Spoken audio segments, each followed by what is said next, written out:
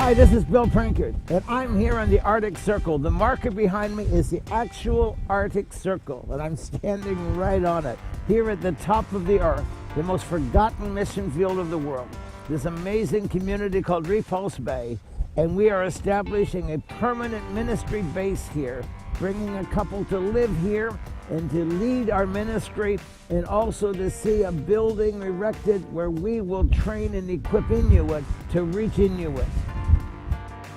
4 decades ago, Bill Prankard responded to God's call to the ends of the earth, where many Inuit communities had not yet been introduced to the saving, healing message of Christ.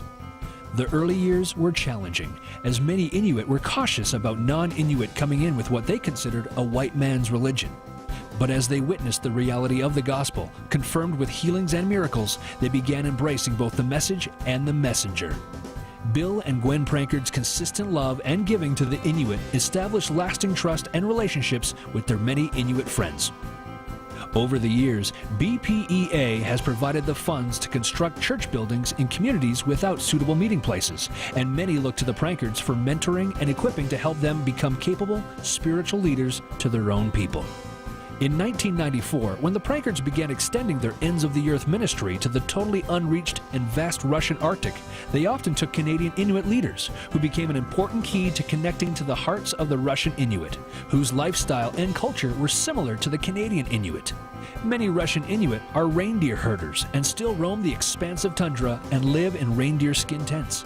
Accessing the isolated villages and tundra people is a monumental challenge, but the Prankard teams overcame it by using tundra tanks, helicopters, trucks, and at times even reindeer sleighs, whatever means necessary to reach them with the life-changing gospel. On each mission, BPEA provided humanitarian aid of food, warm clothing, and fuel for the poverty-stricken villagers. As they saw Christ's love in action, their hearts warmed to the gospel message, and many have now overcome the horrendous social ills that have plagued these communities and are faithfully serving the Lord. BPEA's work in the Russian Arctic continues through the follow-up ministries of Russian teams who regularly return to the north to evangelize, mentor, and encourage the Inuit. Meanwhile, the tiny hamlet of Repulse Bay, situated right on the Arctic Circle on the west side of Hudson Bay, was desperately in need of spiritual attention. Years before, the pastor and other spiritual leaders in the village had been killed in a tragic plane crash, yet the believers bravely persevered and maintained their faith. Because of its isolation, Repulse Bay has not had as many advantages as some of the larger communities in the north. The present church building has deteriorated, and the congregation needs a larger, more adequate facility. God laid it on Bill Prankard's heart to respond to this need and to address the extreme social and spiritual issues of the North, including addictions and the curse of suicide. BPEA has taken on a mammoth challenge to construct a new facility that will not only serve as a meeting place for the local congregation, but will become a healing and equipping center where promising young Inuit leaders will receive spiritual and emotional healing and will then be trained to minister to their own people across the Canadian North. BPEA will send anointed spiritual leaders who have specialized training in these areas. We believe that as the Holy Spirit impacts the Inuits' lives, we will see the curse of suicide broken and lives set free from Satan's bondages. Behind me is where we're going to establish a building. It'll be a new church for the believers here, but also a healing training center. We're going to stop suicide because God is big.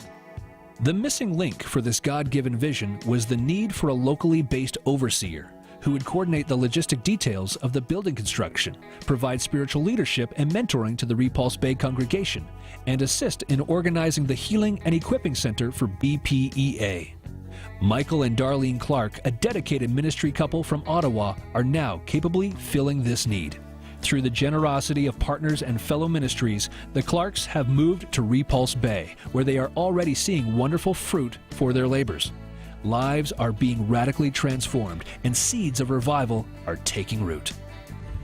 Michael and Darlene Clark are an amazing couple.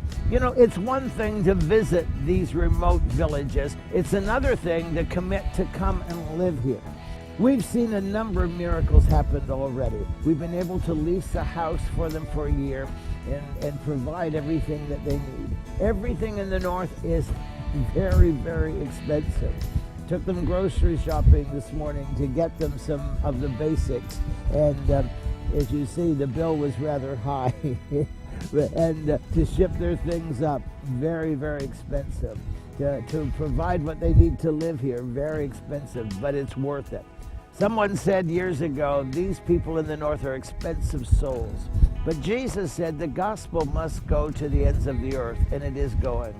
And I want you to pray for Darlene and Michael Clark. They're amazing people who already are pouring into the people here.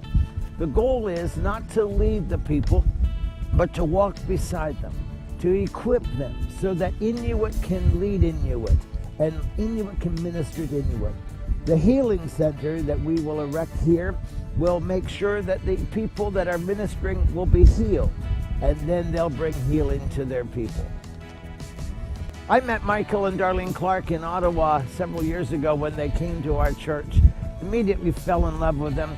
They went to Northern Labrador for our ministry and fell in love with the Inuit people. And now they've made this commitment to come and live here at least for a year and see our ministry take an absolute big step in the right direction as we as a ministry establish a permanent base here on the Arctic Circle. This is God's time for Canada's North. Will you partner with us to see the completion of this mammoth vision? Let's join our hearts, our prayers, and our finances together to see hearts healed, chains broken, and leaders raised up to establish Christ's dominion from sea to sea and to the ends of the earth.